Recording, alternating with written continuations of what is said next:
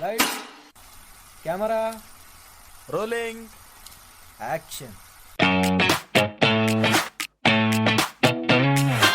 Welcome to my podcast, Let's Talk About Verticals, a place where secrets are spilled, stories unfold, and the mysterious world of verticals is revealed in all its glory. Behind the scenes, oh yes. Exclusive insights, absolutely. Eccentric characters, you bet. So pull up a chair, pour yourself something suspiciously strong, and prepare for a conversation you didn't know you needed. So welcome to the podcast Let's Talk About Verticals. And now, let's talk.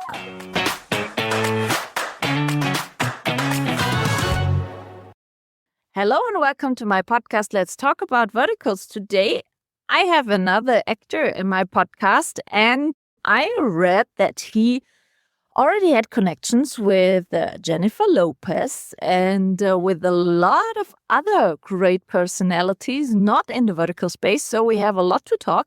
And I say hello to Erik Fellows. Welcome to my podcast, Erik. Well, hello. Thank you for having me. I stalked you a little bit on your Wikipedia. And, It's okay. It's okay. You got back a name from a while ago. I wasn't sure which way you were going to go with it, but yeah. No, I just read that and I saw that you did a bunch of music video stuff and also other stuff. So my first question would be, when did you decide to do acting, and what was the reason for that? Was it a dream job as a kid? Definitely not a dream job as a kid. I actually never thought about wanting to be an actor. I mean, I love movies. I was interested in the whole, movie business in general. I love watching films. I knew a lot about movies, but I grew up in, Maryland, close to DC, and I played sports. I played basketball, actually. That's something I was really, I spent a lot of time in my life as a child, and I actually played high school ball, and I was supposed to play, over in Italy, semi-pro out of high school, but I actually got injured. So at that point, I was going to go into rehab and still go after my dream, but my mom was actually a little bit scared to let me go at 17 by myself to Italy because I could have dual citizenship because my family was half Italian. So I didn't go. I chickened out and I put all my, eggs in one basket playing basketball. And I was a really good basketball player, but that was my dream. That's really what I embedded my whole life into. So basically I fell into acting and modeling. It wasn't something I ever thought about where I grew up. It's not like, I'm going to go be a male model or be an actor, on a soap opera or work in music videos or verticals. Like verticals didn't exist back then. But, I think so. Yeah. So I fell into it. I got introduced. I was asked if I ever thought about doing modeling commercials from a friend's friend. Their son was a model at this agency in DC, and they did adults, and they said, "Oh, I think you would do really well as a model." Okay. And I said, that's something I really haven't thought about. My friends would kill me. You're going to be a male model. It's like, that's something we do. That's not how I grew up. But anyway, I went in, met with the agency, ended up started doing like commercial stuff and print stuff in DC. And one thing led to another. Yeah. So I started modeling in DC, commercial stuff, studying acting a little bit because people said to me, because I'm only 5'10.5", so it wasn't like I'm going to go be a supermodel at 6'2". You know what I mean? We're in New York. Yeah. So I started studying acting. It was something that people thought I would excel at because they thought I was crazy and had a personality and thought it was more like my look in the path. But yeah, so I ended up moving to New York with a friend of mine. And like, if we're going to do it, we got to go for it. So at 19 years old, I moved to New York, give it a shot.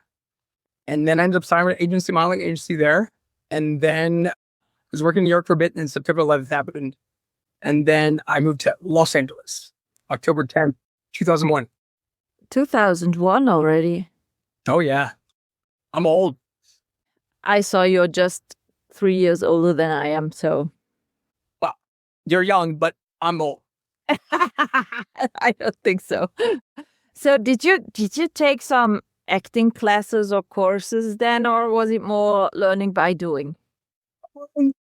I did. No. I did. I actually. Well, it's so funny because I remember in high school, because I played basketball, and like if you played basketball or football in my high school, like whoever did drama and theater, they stuck to that. They didn't play sports. So like I had a drama class. It was like a prerequisite that I had to take, and I remember walking out of it. Like junior year, I'm like, this is horrible. I'll never do this. I don't want to say these stupid lines. I remember saying that. And it's funny, full circle, that I ended up doing this 26 years later for 26 years. The business that I thought was ridiculous. Yeah, no, I studied Meisner, New York. I've taken lots of different classes over the years. It's been a long time since I've taken classes. But, I've studied many different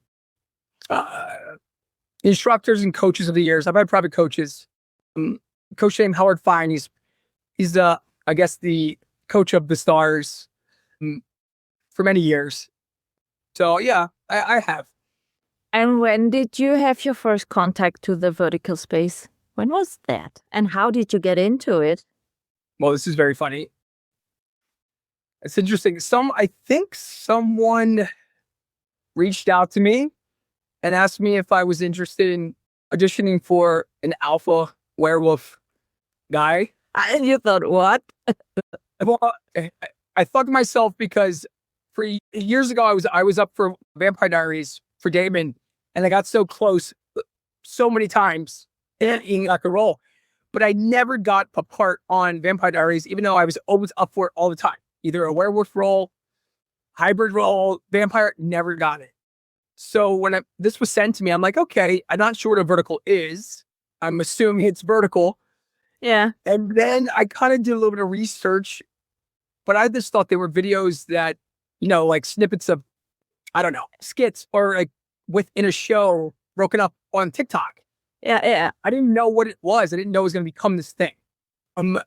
So I reached back saying, what is this? And they're like, oh yeah, it's like the lead. It's like a soap opera telenovela. You're playing like the lead alpha. He falls in love with this Luna who doesn't ever wolf. And I'm like, what are you talking about? Luna, beta, omega, shifting, what? Oh yeah, no, it was all of that and more.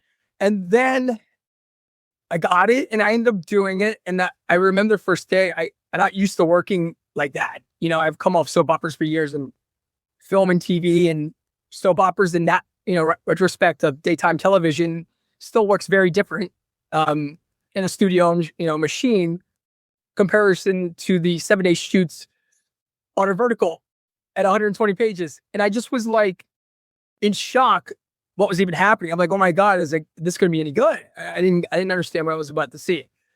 And then it came out. What was the title of it? Do you know that? The Fateful Alpha's Mate. Okay. The Alpha's Faithful Mate. When was that? 2024. Okay. It's on Drama Wave now. Okay. But initially it was a Playlet original. Okay. And then Drama Wave, I guess, I don't know if it's on Playlet, but it's on Drama Wave. A lot of my stuff's on Drama Wave. So then I watched the show, and it's funny because I just had booked Law and Order recurring guest star on that show, and they were doing the deal at the same time contract when my alpha thing came out. And I made a deal with the platform to post something about it. So I posted the poster, and then like me turning into a werewolf, kind of teasing myself about it. Yeah. And then the casting from Law and Order called and asked, hey, what is this thing Erik just posted? And they're like, oh no, that's just some silly come on. Never mind. They were like, do you mind if he takes that down real quick while we do the deal? And I'm like, oh. They're like, he can leave the poster up, just that video clip, because we don't want anyone to change. I was like, so that was my first experience with it. Getting used to the over the top dramatics and like sound effects and just, the ridiculousness of it. Yeah, okay, starting with the werewolf one is kind of creepy to get the full intentionally dashboard of a vertical. The funny part was I guess one of the nicer roles that I played, to be honest with you. I played, I would say 30, 70, 30 good, 70 kind of bad and crazy, whatever. Lunatic characters for these verticals and loving at the same time. But this one was he was a nice guy. I mean, he beat up people. Yeah, He beat up it's the job of an alpha to beat up people, to choked people out. I punched people in the face and threatened their lives for my Luna. Yeah. But it was a little ridiculous. So I was scared to do one again because I didn't know if these were going to take off. So there was a while before I did another one. It was probably about 9 months. And I was getting offers for them, but I didn't, maybe 8 months. But I didn't want to make like a habit of it because I didn't, that's not what I'm used to doing. I'm used to doing other stuff and film and TV. And I just didn't want to get a habit of doing verticals. It was a different direction that I wanted to go. And then all of a sudden, I just decided, my wife was like, I'm losing a lot of situations and money, to be honest. And the business had shut down a lot. There wasn't much going on. Hollywood was still a mess. And then it just took off. And then it just became this thing. And now it's like a machine. And now it's just tough to get a lead role in these as like a network show. I mean, I'm constantly like 2 of them today. I have 2 I'm waiting for. I have 1 coming out. But like we're fighting for them almost every day. Yeah. Like it's no joke. Like it's tough. It blew up totally. I started watching verticals in 2023 and there were only a bunch of platforms. And I think per week, 3 or 4 show maximum got released on all of these platforms. And now there are more than 200 platforms. And I think per week, around about 60, 70 shows release every week. Easily that, if not more. And for the audience, it's totally shitty because we cannot watch so many shows. I know. Silly. Why? And to be honest, the quality is not so good anymore than like back in the 2024. Yeah, no, it's hit or miss. I'm actually curious. The one I did in China, the general one, I think visually turned out pretty good. I think 85, 90% of it, I was very happy with how it turned out. Shooting in China, like it was, big locations, kind of like action-y. I got to play Russian general, love story. So there was, on that note, I think it was shot really well. It was well directed. There's going to be positive, negatives. Unless you hire an entire full-on cast that's like solid cast, you're going to have like, 4 main people, and then the side characters. Sometimes it can throw the show off a bit.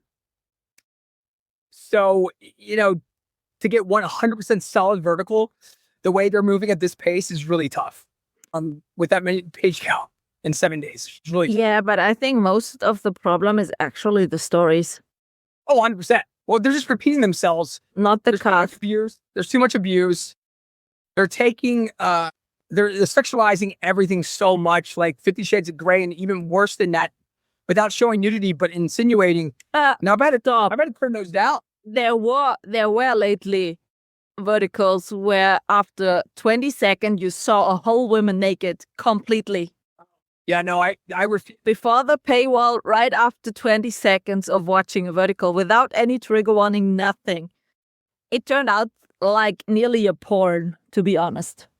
Well, that's the problem. A lot of times I come, do the contracts on these and no one to start, it's mild BDSM. And I had to run in with one of the platforms when they didn't really disclose exactly everything.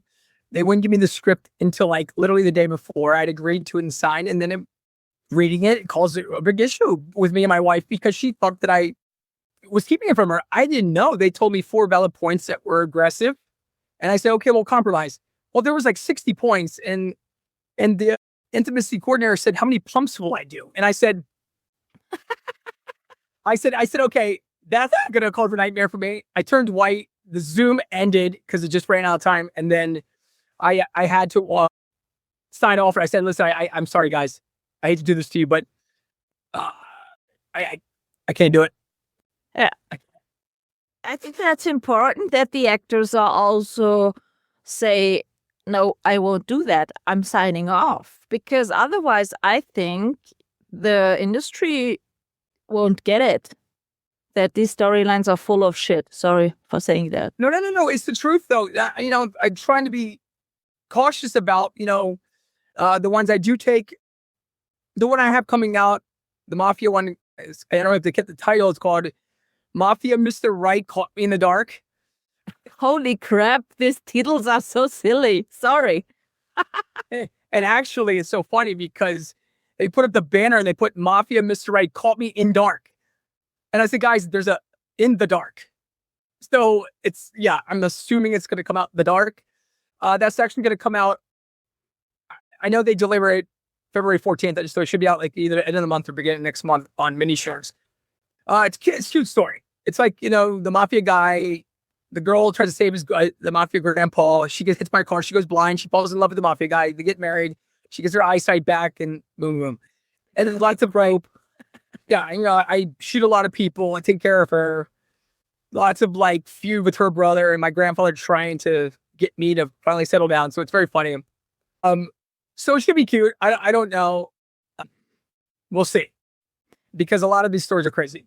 So you said you shot one in China also? Two. I shot Falling for My Ex's General Dad, the first one, and then the next one coming out, Mafia Mr. Right, Caught Me in the Dark. Have you also shot somewhere else outside of the US? Yes, I shot in Mexico City. Okay. In Europe? Yeah. Did you also shoot Europe? No, I actually was just up for one doing in Poland back-to-back ones, but they ended up going somewhere else. In Poland? Were verticals shot in Poland? Yeah. Really? Yeah. I didn't hear about that. In Warsaw, yeah. Oh, crazy. No, I heard only about Lithuania, Italy, England, Istanbul. Yeah, it's the Ukraine. Okay, I'm getting back started. Hold on 1 second. Yeah, Istanbul. They're actually starting to do them all over the place now, though. Istanbul produces really great shows. Yeah, great shows. The shows which drop on Drama Pops are really great. Really. Yeah. Drama Pops produces only in Italy, in Istanbul.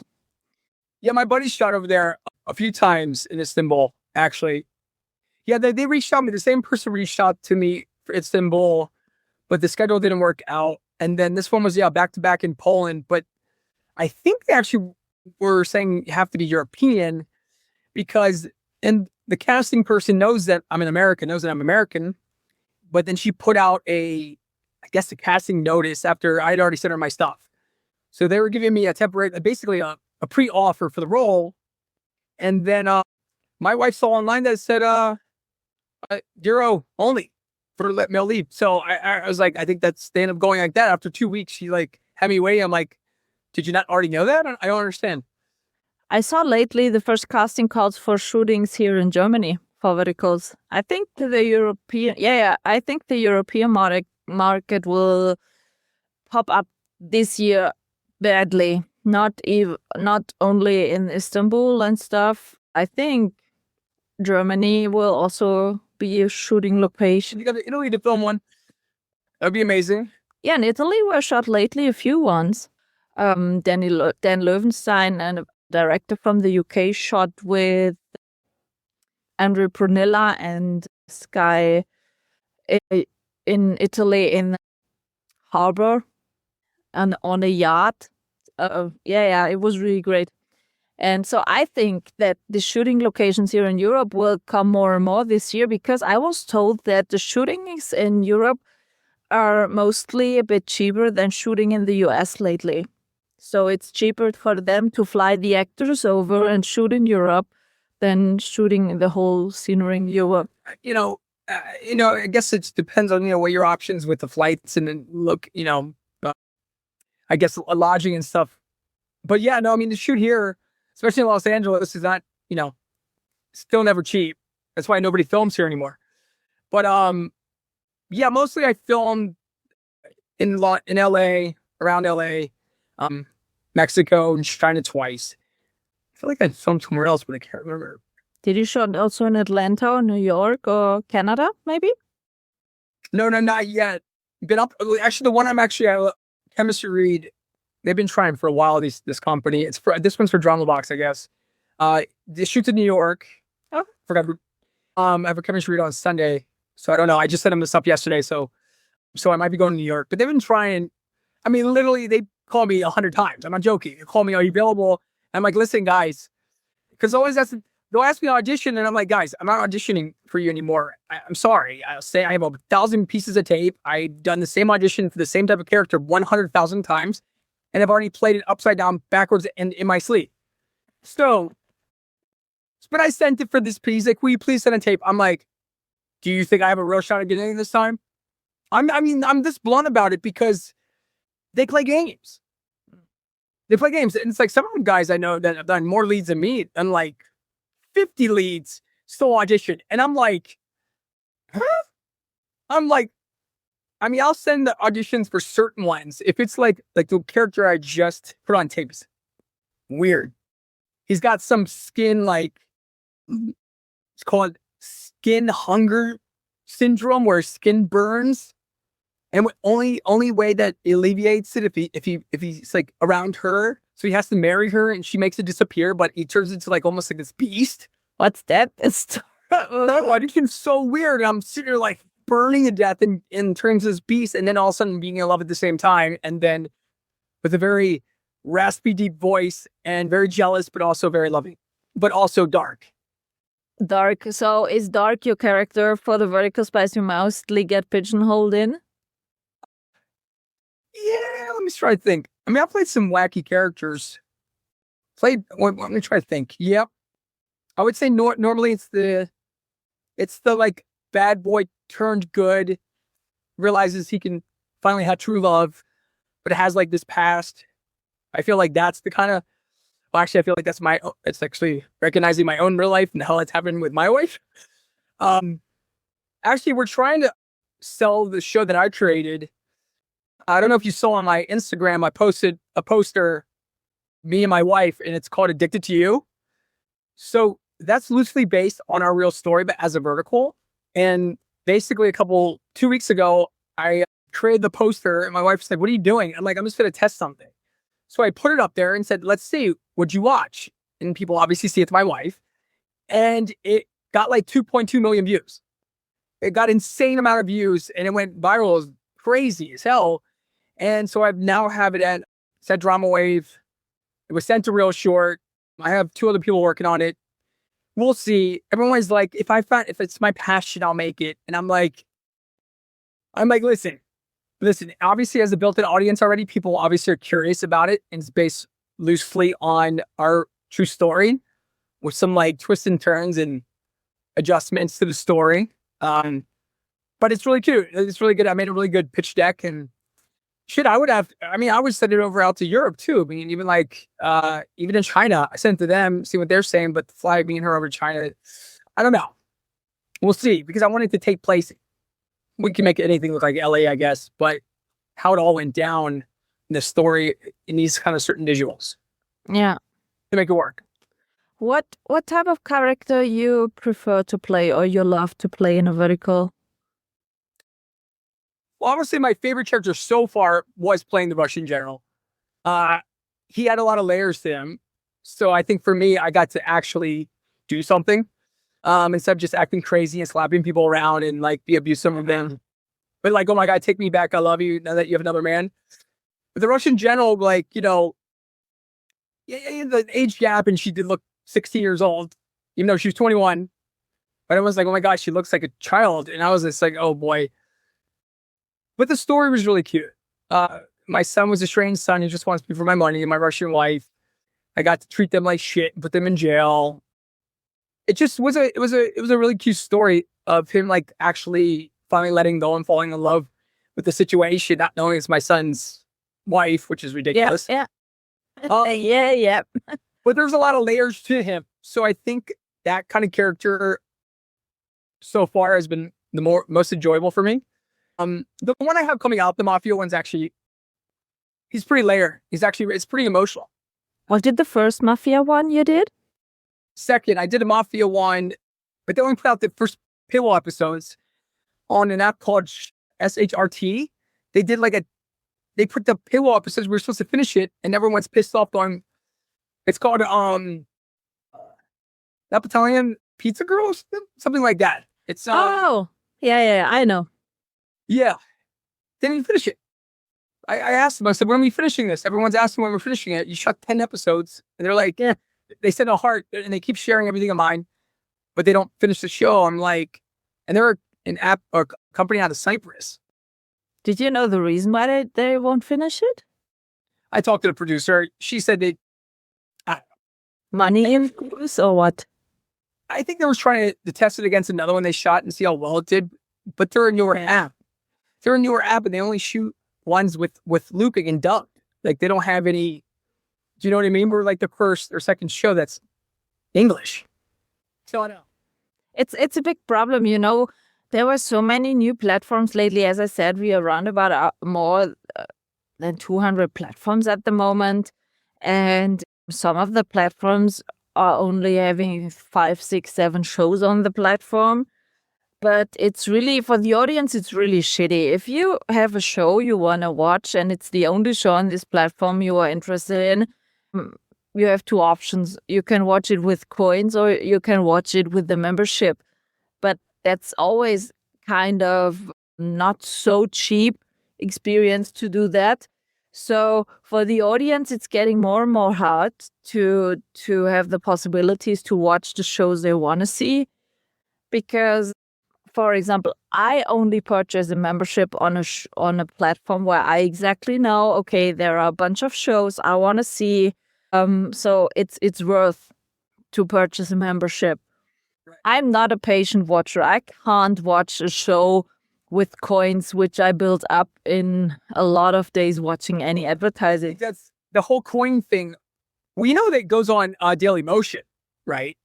Mostly of the time, yes.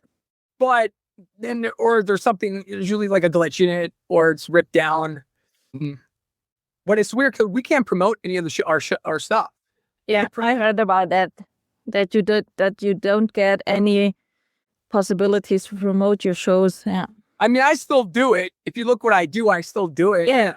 I go around them, and if they take it down, I put it right back up. So it's fine. I think it's ridiculous that you want us to build this name, even though the platform has its own, Drama Wave, the bigger ones, but they rip down the fans reposting like their favorite PBS clips. I'm like, there were lately a big issues with the review ladies because they were turned down even only using the poster for their reviews. Yeah. There is a big thing ongoing at the moment. A lot of review accounts were deleted or put down because they use, when they are doing reviews. I'm doing every month a monthly recap episode with the 6 big review ladies of Instagram. For example, Dahlia from Vertical Films Lover, also Eileen from I Love Verticals. So they are all doing reviews of shows. And every time when they're posting a review, they're using the poster, Yeah, of course. So that you see, okay, that's the show. So, and a lot of them were connected. It was Drama Wave and stuff like that of all these apps. And some of them had to turn down the accounts because of using the posters for their post because of the copyright. Well, someone I've talked to, the lady Christy who runs the Forever Fellows page, I guess she had wrote to me saying that people were writing to Drama Wave, and they were whoever they spoke to over there. I mean, I know a lot of people over there, but they were really upset about the fact they don't know who's ripping them down. So I think they're trying to make a change, but I'm not sure where the It's not so easy.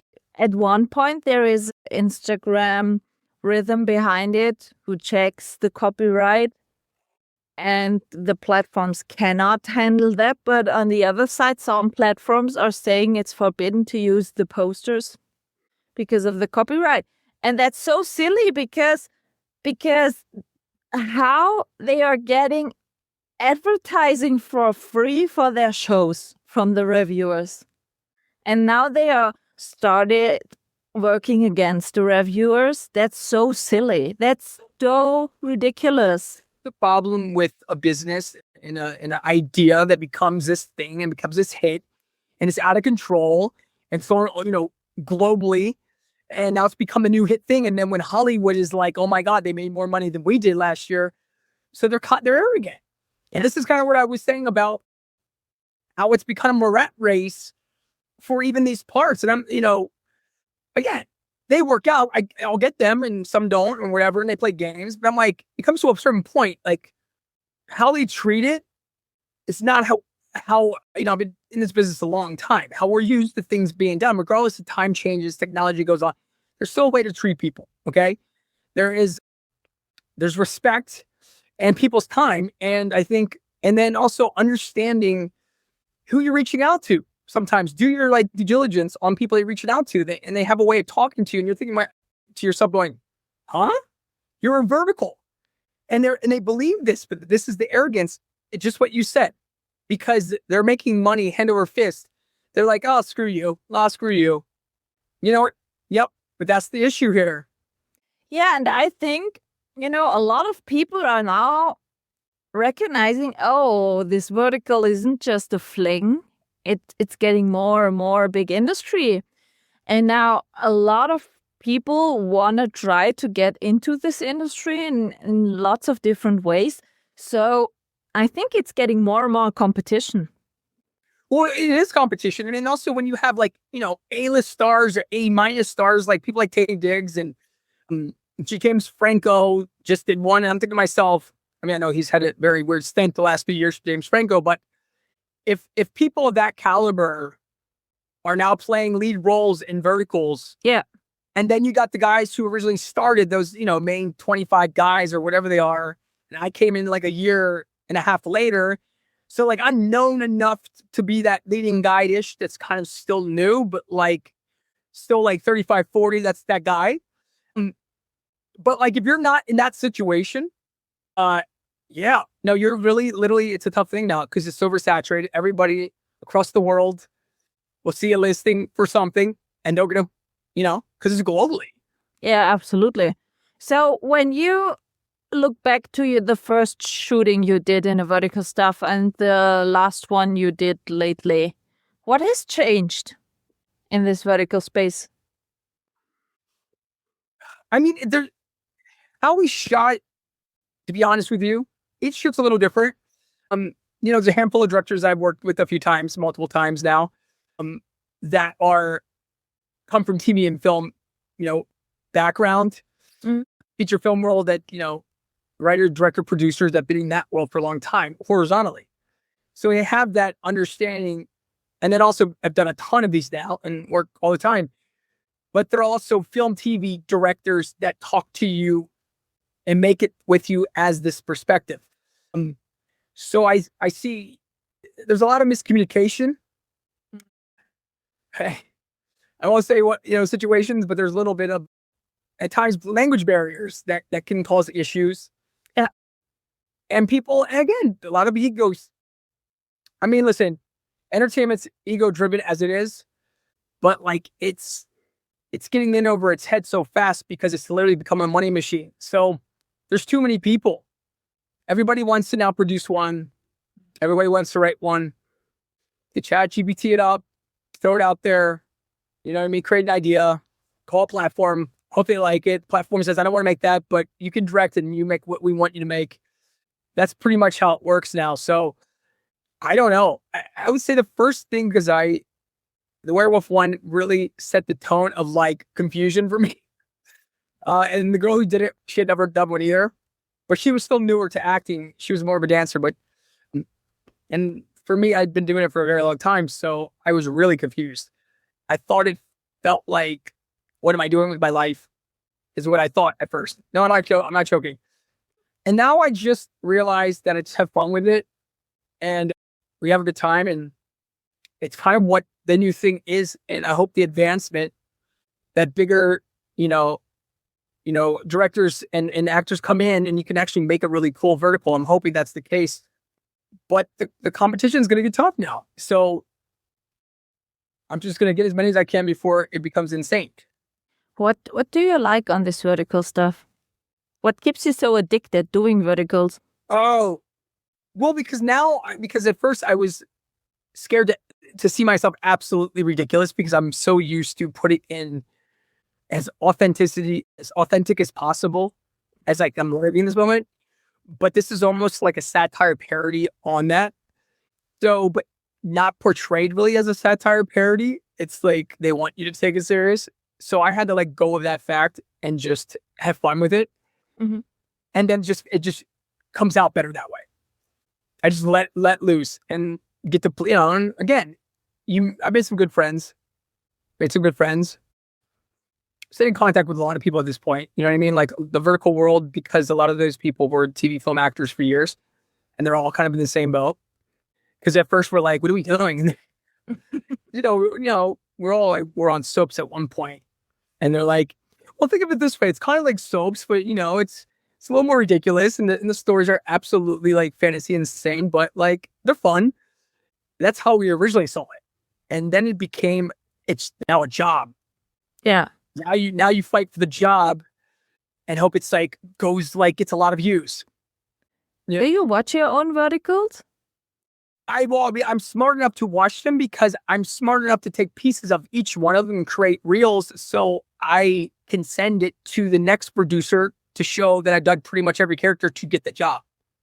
Do you watch the whole show? So all episodes or only the part you were in? No. I watched the whole one, the general one. I did because I like the story. Yeah. I watched. Does your wife watch your verticals? Huh? Does your wife watch your verticals? No. She isn't. No, yeah. And I get it because, and again, I agreed to tame down like a little bit of kissing and stuff like that. I never let go. But, well, she's actually auditioning for them now. So we'll see. So you are. She said the less she sees, the better she sleeps. Until she gets cast and she has to kiss a boy. and then the roles changed. Listen, I said, listen. I'm 45 years old. It is what it is. All I can say is that I said, listen, you know where home is. I come home. At the end, you come home. Yeah, that's true. It's that simple. As you said, it's a job. It's a job, but there's a way, there's respect and stuff. And anyone I've worked with so far, except the one I ended up turning down that was just too, it was like a porn. I just couldn't, but they're respectful and we always tame it down. It always say this, and this. You're insinuating like, I don't use these handcuffs because for bad guys, or whatever. It's more like, it's kind of cheesy, ridiculous. Yeah. I mean, but like the visuals of that, but anytime you get into it and we cut out, I'm always like never going past that because now you're into softcore porn territory and I'm not a, softcore porn actor. That's that simple. And I don't think the girls really appreciate that either. 21-year-olds being exploited like this, it's too much. Absolutely. And I have the feeling that in 2025, this gets more and more. We saw a lot of BDSM shows. We saw a lot of this age gap shows. We saw a lot. I hate that. Well, yeah, I mean, this is the thing. I mean, my last two were age gap stories. Again, unless the story, but again, it's a cute story and there's some, intimacy moments, but the story's not driven that way. There's only like two intimacy moments throughout. And then you see the relationship evolve and a person's blind for God's sakes and you still love her and she gets her eyesight back and you cry. Like there's like a story to it. Yes. But that's not very often happening. That is a really story to it, No, that's my point. The general one was initially BDSM and before I flew out to China, I said, listen, guys, I've been through this before. I go with certain things. And they still tried to push it initially when we got there. And me and the girl were like, listen, we make it tasteful to this degree. This is what we're good with. And it ended up just enough. It made it a good show. They wanted to take it with the whips and this and that. I'm like, you guys. I spoke with Alex Pickting and he told me, when you give them a finger, they will the whole hand. Oh, yeah. And they are always saying you that directly on set for the first time. If you are trying to give them a little bit, they want to get more and more out of you, and mostly as late as possible in the situation where it's nearly not possible anymore to turn it down. Of course. And that's so ridiculous. I always stipulate before now. I've learned my lesson. On a Zoom, usually, though I ask me certain things, I'll tell them the situation I was put in. I said, listen, if this is the situation you're going to put me in, I want to let you know, I already been through it. I'll tell them the story. And they're like, oh my God, no. And I'm like, okay, so you know now what I will not do. Because they'll ask me, well, what are you comfortable with? I said, well, first of all, you just hired me for the last one. That's the degree I'm comfortable with. So anything past that, it's not tasteful. You know what? My wife doesn't appreciate that. I don't think my mom's going to want to see stuff like that. And to be honest with you, there's only so much chicka ching bang bang that you're going to do that make it absolutely ridiculous. Then it's just not even then you're not even making any art at all. Oh, no, not really. So do you have the feeling that they listen to your preferences, wishes, or stuff like that? To me, but I don't know how many people they listen to. They cause a night again. The situation, the other one, caused a big nightmare. I was like, listen, I never felt so uncomfortable in my life with the intimacy coordinator telling me there's 57 points. They told me 4, and then how many thrusts do I do, and would I have orgasm faces and this and that. I said, you're out of your mind. I said, first of all, I don't do porn, and you're not paying me anywhere near enough money for this. I say, absolutely not. This is crazy. So I'm very straightforward. Especially when I'm like, listen, guys, let's talk about it. But this is what I'm good with, and this is what she's good with. And like, they'll say, well, okay, well, what about like, I'm like, listen. Take it or leave it. Yeah, I said, listen, it comes down to that. And then it always ends up so much better that way because I just don't, then it's just like, no. Yeah, and you see, as the audience, you can see exactly if the actors felt comfortable in the scene or not. You see it. You see it, totally. And you see exactly also if anyone took the role because he needed a job and the money, or if anyone could identify with the role he or she is playing. So for me, it's really important. For me, a few points are making a good vertical. First of all, the storyline. And that got less. Last year, it got less. So the next one is the cast. Sometimes you have leads or stuff in the cast. You see exactly that they don't click. There is no chemistry on the screen. And the next big point, which ruined a lot of verticals in last year, was the post-production. Oh, yeah. Shitty sound, some really bad cutting or cliffhangers or stuff like that. We talked in our monthly recaps about a few shows where the cast was great, the story was really nice, but the post-production ruined the whole vertical and you couldn't see it watching it. The day editing for anything in life can make or break the best actor, it can make the masterpiece that you made absolutely unwatchable. So, and sound is number one thing, because if sound is off, then you're already thinking about, wait a minute, what's something doesn't seem right? And it takes you out of whatever they're saying anyway. And if the music's higher than you speaking. Oh, holy, yes. I don't know what's wrong with them. Like, why are they doing that? Did that happen to a vertical of yours? The first one, not in every scene. Yeah. Not in every scene. But there were moments where like, it's louder. It's as loud as our voices. Yeah. So I don't know. But then when they re-put it back out for Drama Wave, it was different. Like the sound was completely different. Okay. So they worked it over. Now you won't hear that. But initially for Playlip, I remember going, I'm going to try to listen, and I have it turned up. The music's just loud. And you know what you said in this scene.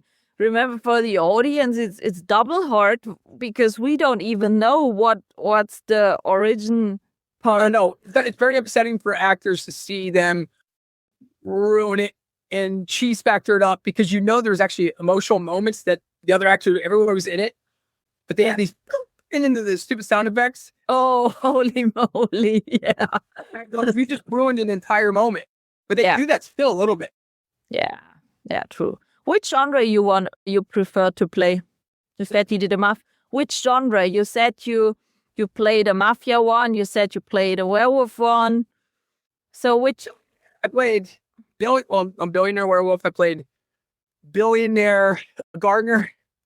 I played CEO of a competitor company, the ex-husband. What was it? The goddess of divorce.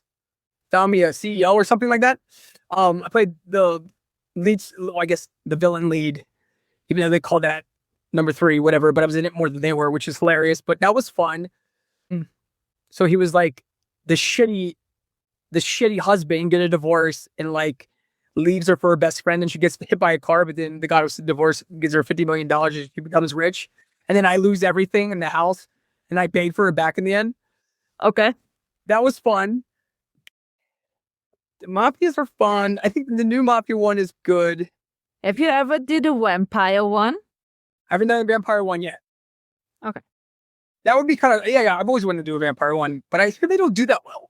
Yeah, lately there haven't been much vampire ones. Yeah.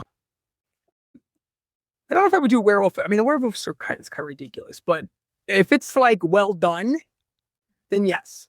Have you ever done a werewolf one again since your first one? Oh, yeah, but I wasn't.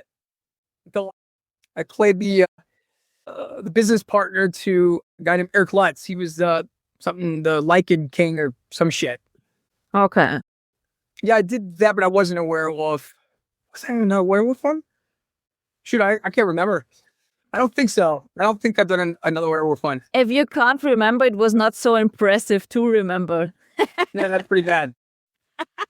That's pretty bad. Well, there's some I forgot, but yeah.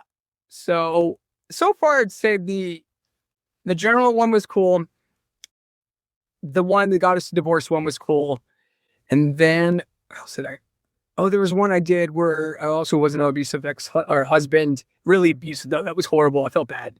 The whole show opened up with me really throwing her face with glass and kicking her. It was horrible. Yeah. That one is... Well, who was the female one? Oh, God. Look, it's Kristen. Christine K. Larsen? Yeah. The Danish girl? No, she's American. Okay. Why do I forget her last name? It's Christine. Look, Yeah. She does a lot of them. Girls Help Girls, Divorce or Die is the name of it. What shit? Okay. It did actually. That one did really well though. Actually. Okay. Yeah, it did really well that one. Yeah, she's a abuse crusher. So she saves the day. You just call the abuse crusher when the wife's getting beat or the man's beating on the wife, and she ends up marrying this guy who's abusive and ends up beating him. Like she saves the day. She's like a superhero that beats up bad guys. That's good. Why? Yeah. I like it when women not so weak in the stories always.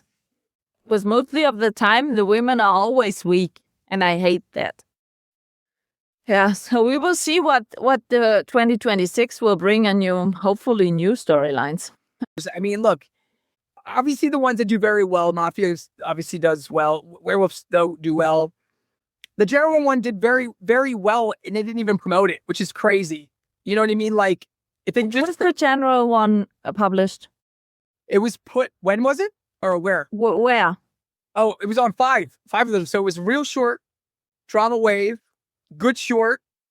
Oh, on all the big planets. And that's short. And all of it together has probably got over 60 million views, but that's with zero promotion. They did not one bit of promotion one time, and it still got like 14 million on real short with not one promotion. Yeah, Real Short is not promoting shows which they haven't produced. Well, I know they don't. But they kept it up at the top. So must have had some deal with producers or something. It was always up at the top for the first month, and that's why I was getting seen. Yeah. But in good short, it did pretty well. Drama Wave did pretty well. But yeah, it was in 5 different platforms. I don't know how good Mini Shorts is, because that's the one in my Mafia. It's newer, I think. Smaller, but it's... I never watched any shows on Mini Shorts, to be honest. It's newer. I just checked out, but there are people on there. There's some of the main guys, I've done shows to them. Wait, let me check. I think the problem with Mini Shorts is exactly the same problem. Mini Shorts are not, mini short is not offering memberships. You can only watch with coins on mini shorts. Oh, yeah. I mean, they're going to lose. But you're saying, I mean, the major ones that obviously are the big wigs have it all dialed in. This is why Real Short. This is why Drama Box, and Drama Wave, and Net Short. Obviously, but it's bigger for China, right? Net Short, because it's out of China.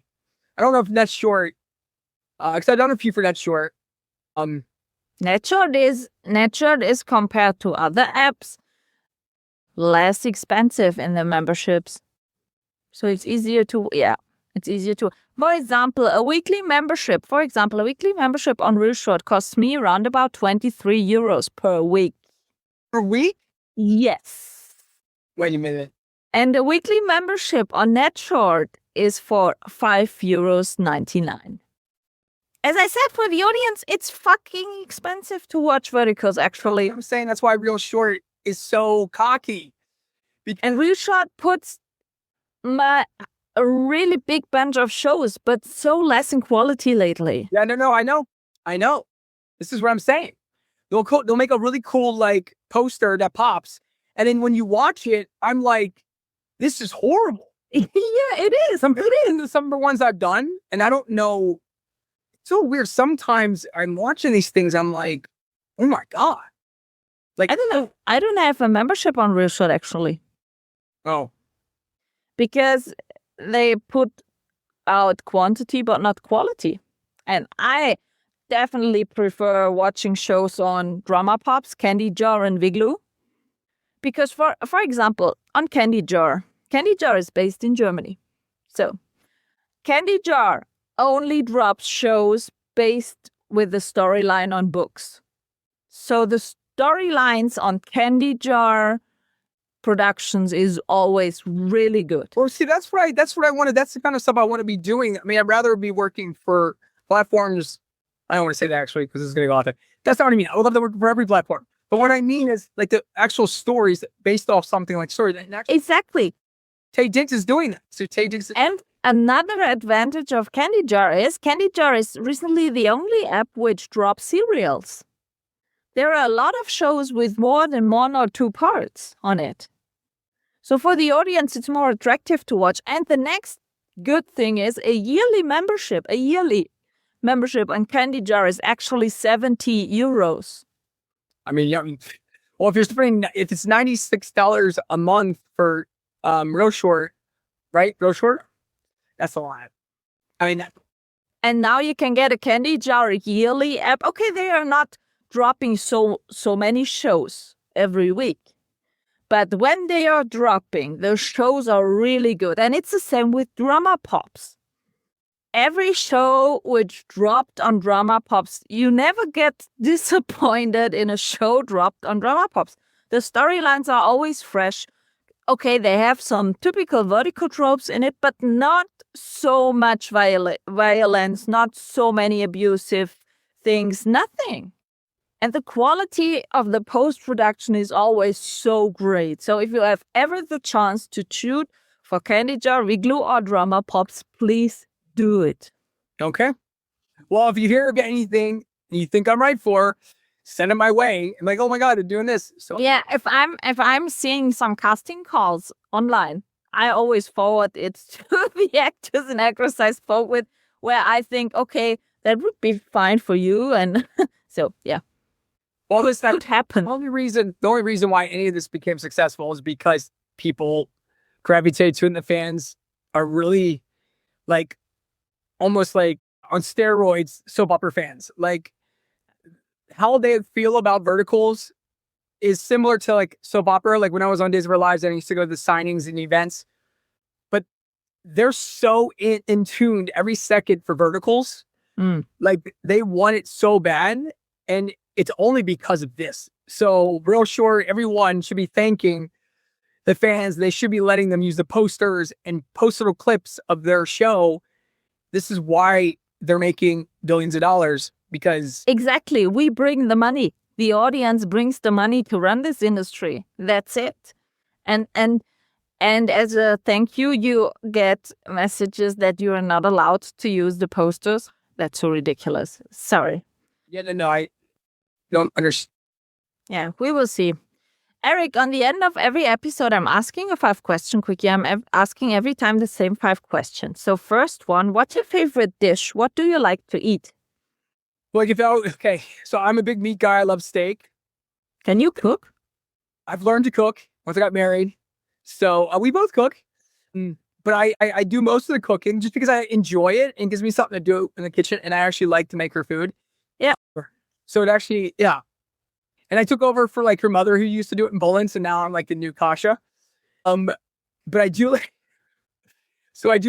I love steak. Like honestly, I love medium rare or what? Medium well. Well, Yeah, I'm really? now. I mean, okay, I'll do medium, but I'm not doing medium rare. I've had medium rare. Yeah. Of course, the blood's a little much. But I can put the really good steak. I mean, I love everything.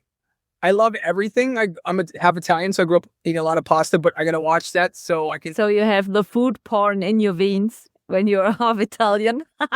Yeah. Oh, I love Italian food. Eating a lot of food, and I'm like, okay, you gotta take the shirt off now. I'm like, shit. So I starved myself for 4 days just to like. Not now, please. Oh, I know. I'm like, oh no, I just gained like 8 pounds. I have 4 days to get it off. And then I complain like, oh my God, what happened? So, I mean, I eat everything, but I would say steak, pastas, chicken. I love making sort of chicken dishes. Actually, I got to make food here in a bit. I'm going to make pork chops tonight, I think. Oh, with sauerkraut. Yeah. Yeah, the good German sauerkraut. Yeah. Yeah. Bratwurst. Yeah. Yeah. And I love, obviously, Polish sausage. I mean, I love all food. I really do. Except blood sausage in Poland, I couldn't do. Really? No, she loves it. She was eating it. I'm like, you're insane. I had one bite, not for me. And I don't like liver. Me too. I don't like it. She eats this thing, pashtet, and am I saying it right? Pashtet. I published a cookbook. Huh? I published a cookbook. Oh, you did? Oh, that's amazing. Okay, well, then I'm not nearly good. Wait, no, I'm not saying that because of this, but I put in it a lot of traditional German recipes. Oh. And a lot of people ask me, what the heck? And I said, yeah, that's traditional soul food from my grandma, from my mom is from Austria, some Austrian food in it. And I said, it hasn't to be much complicated in cooking. The taste makes the feeling. And a lot of people say, really? I try. And I said, it's okay if you don't like any of these dishes, but at least you have to try it because the taste is sometimes so different. And you couldn't imagine how great the taste can be of really simple dishes. But yeah. It's so within Polish food, when I went over there, they feed you so much. Yeah. Polish people are so friendly and gentle. Here in Germany, I live a lot of Polish people. And every time when they invite you to come... Gentle and friendly than Germans, I'm sure. No. Well, you're very nice, though, I actually have to say. You are, and I'm not just saying that. I'm half Austrian. Okay, so yeah. They say... And a little bit of Hungary. Yeah, so the German language is tough. That's like a... No. It depends where in Germany you are. Oh, okay. So maybe you just say it sweeter? The people here in the south, to be honest, are much more nice than the north one. In the north, the people are more like selfish. Gotcha. And here in the south, I think it's because we are living so close to Austria, Switzerland, stuff like that. We are not everyone, but in my generation, the people are very open. And I think it depends where you are in Germany. Really, yeah. So if you ever come to Germany, you have to visit south of Germany. Because here in the south of Germany, we have really great traditional food. And have you ever tried a currywurst? One more time? A currywurst. Have you ever tried a currywurst? A currywurst? Currywurst. It's a bratwurst with a special kind of sauce and curry on it. It's a traditional German food. No, I have not. but it sounds really good. Every one of your colleagues, for example, John Henry Richardson or JCN, everyone I spoke with who went to Germany say, what was the name of this bratwurst with this sauce? And I said, you mean currywurst? Yeah, that was so fantastic. Is it like a specialty dish that you order at a restaurant, or like can you get it? No, it's more fast food. Oh, okay. It's origin from Berlin. It's more something you can get on the Christmas markets or in those street soul food places. Yeah, not in a typical in a normal restaurant you cannot eat currywurst. It's more like the street food here in Germany. I get. So I'll make this note to myself: the South, and then call it currywurst. And here in the South, we have, in Bavaria and stuff like that, we have a lot of traditional food. Okay. Yeah. You're making me very hungry right now. So just to let you know. Here it's already 11:30, nearly to midnight. I'm done with food, so I can speak totally easy about food today. Single thing to eat because I had to take my shirt off for the freaking audition. So now I'm gonna eat. Okay, so let me ask you the left four question quickie, and then we are done. So, do you have any type of comfort movie? A movie you rewatched a few times because you really liked it? Oh, yes. I mean, my favorite movie of all time is Stand By Me. Actually, Stand By Me is literally my favorite movie of all time and my favorite song. I would say Pretty Woman. Oh, yeah. All-time classic one. Pretty Woman, I would say, obviously, Goonies, but Mannequin, Weekend at Bernie's.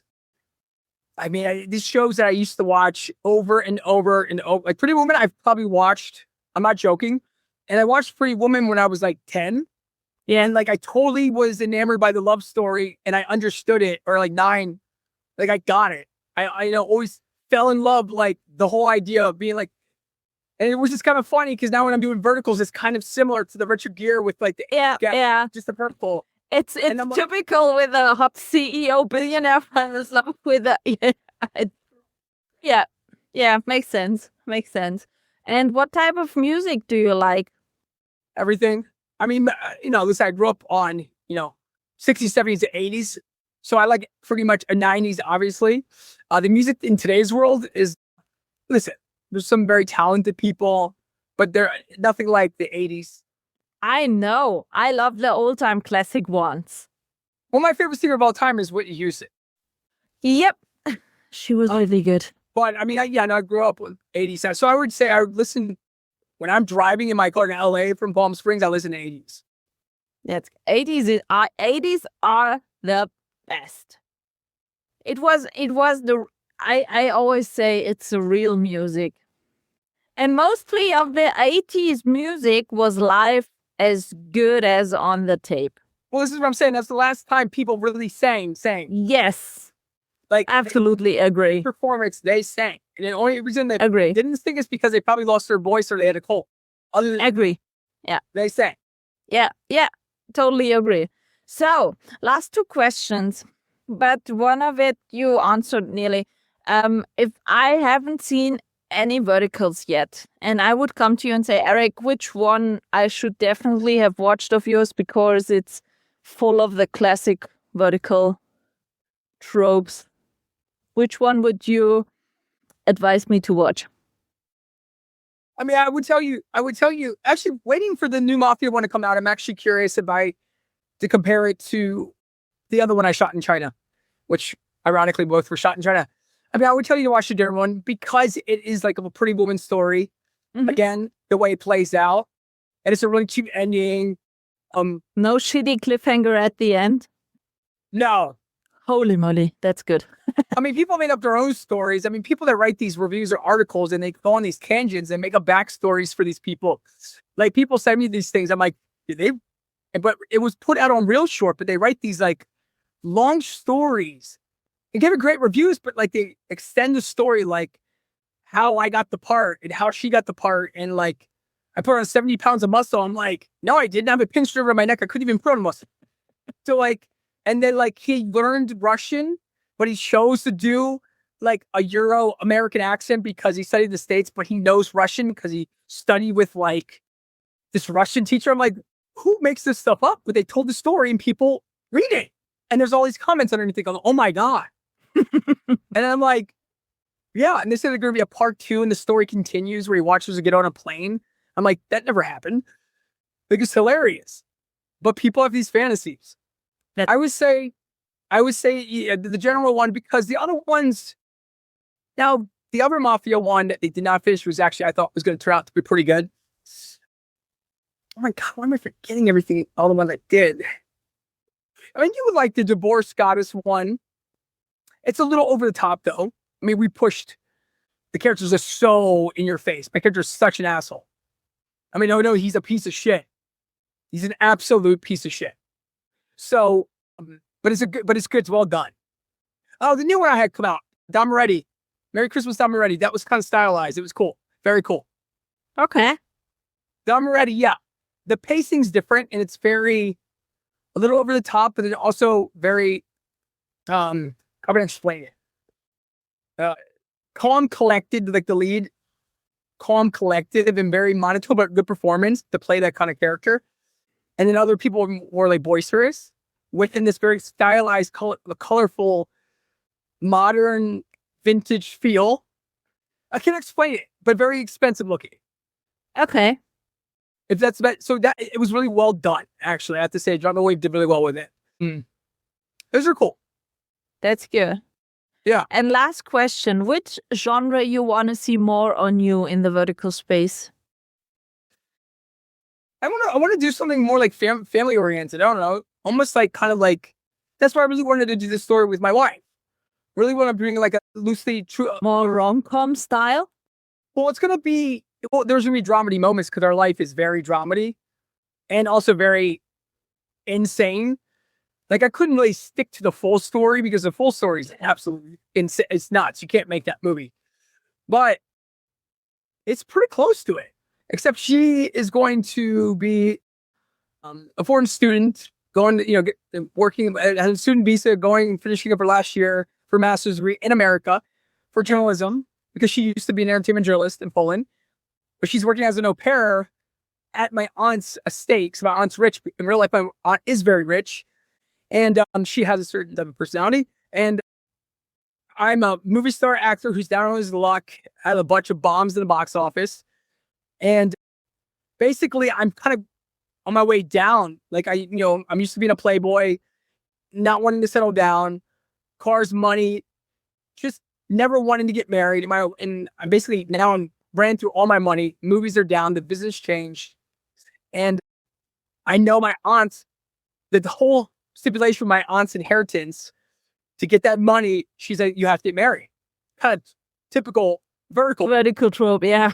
Right. So, so she wants me to marry her best friend's daughter that has this sort of like, I guess, Ivy League sort of idea. So I end up meeting Carol as her au pair at the house, but she's finishing up getting her degree, and she's only going to be in the States, so much longer, but I fall for her. And that's sort of kind of the story, except I met her while she was still in Poland, but the whole story kind of plays out the certain way and how we got married in the end. It's kind of crazy. So I won't tell too much, but my point is that's kind of the direction of it. And then it ends, she overhears that there was a deal made, and my aunt wants me to marry the other girl. You fall in love. She ends up going back to Poland. So she gets her degree, end up with somebody else. Huh? Yeah, it really did happen in real life. So this is not that she wasn't an au pair, but the story actually is very similar, just a little bit backwards. And then it plays out that way, but it ends happy.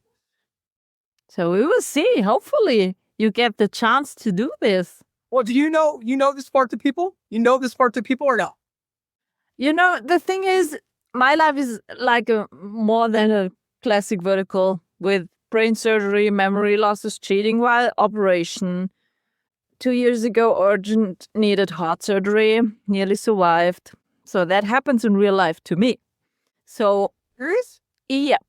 That happened to you? Yeah. Oh my God. So my life is, I think, Okay, you're obviously okay. mostly. Yeah. Yeah. Yeah. God bless you. God bless you. Jesus. But as we spoke about having a life like a vertical, I can go with you totally in that.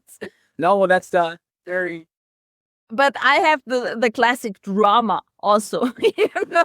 That's I'm still waiting for the hot billionaire hidden identity CEO doctor, you know. I'm still waiting for it. when you least expect it. So no, but to be honest, these are all stories where the people could more identify because they are real, you know, they are more real than the classic storyline. This is why I really, again, it was something I thought about. It was more in the traction that the artwork got in people's interest in it. Yeah. And it just went crazy. You know what I mean? Like, it really did. And everyone's like, where is it? Where is it coming out? Which platform? And I'm like, oh shit, I got to make this now. So now I'm trying to really put it together. But So we have to bring our lives to verticals this year, Eric. We have to do that. Yeah. oh, listen, I can send you the pitch deck. And if you know anyone in Europe that would want to make this, I got everything already scoped out. Yeah, I started being here in contact with different production because I did some acting stuff here in Germany. So I know a few bunch of peoples, and lately I drop a lot of vertical stuff here in Germany because I want that this market starts to grow here. So Well, listen, I'll email you the pitch deck. You get this thing going in Germany. We'll fly our asses over to Germany and make it. yeah, okay, let's do that. Okay. Till then, Eric, I thank you so much for your time and talking to me. It was a pleasure. I had a great time. Thank you. I wish you a great dinner. Yes, I'm sorry. Do you have to cook now, or can you get? I'm gonna cook. Yeah. I'm gonna cook. No, she's good. She's good. So that's good. Know exactly what I'm gonna do now. Yeah. So, and then we'll have a great sleep. It's late there, and I hope you get your car fixed. And God bless your puppy that passed away. I'm so sorry. Yeah, that's life, you know. So thank you very much, and I send you greetings over to the US. Bye, and thank you, Eric. Great talking to you. Talk to you soon. Bye.